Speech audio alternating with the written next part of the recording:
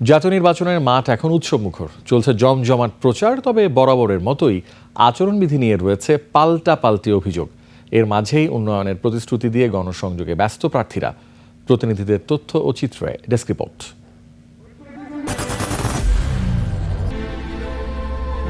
I am Ox. মাইকে প্রচার, মিছিল, গণসংযোগে জমজমাট ভোটের মাঠ।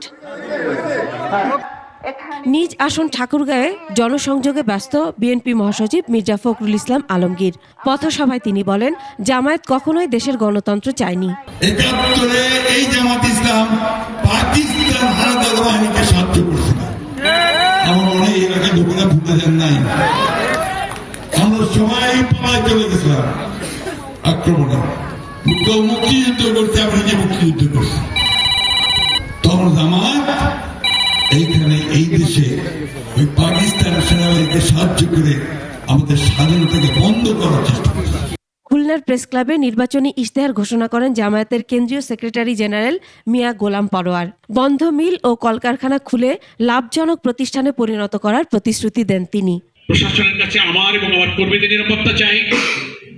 কালো টাকা মুক্ত, অবাধ, উৎসবমুখর নির্বাচনের যে প্রতিশ্রুতি দিয়েছেন, সেই নির্বাচনের পরিবেশটা নিশ্চিত করার জন্য আমি প্রশাসনের কাছে জোর দাবি জানাচ্ছি। ভোলা 1 আসনের বিজেপির প্রার্থী ব্যারিস্টার আন্দালিব রহমান পার্থর পক্ষে ভোট চেয়েছেন তার মা রেবা রহমান। চট্টগ্রাম 1 আসনে বিএনপির প্রার্থী নুরুল আমিন মিঠাছড়া উচ্চ বিদ্যালয়ের মাঠে নির্বাচনী জনসভা করেছেন। কুড়িগ্রাম 3-এর উলিপুর আসনের বিভিন্ন এলাকায় প্রচারণা চালান ইসলামী আন্দোলনের প্রার্থী ডাক্তার আক্কাস আলী। সুনামগঞ্জ 4 আসনে বিএনপির মনোনীত প্রার্থী অ্যাডভোকেট নুরুল ইসলাম নুরুল তার নির্বাচনী ইশতেহার ঘোষণা করেছেন। আমাকে কাছে পেতে বাসা যেতে হবে না, আমাকে আপনাদের পাশেই পাবেন।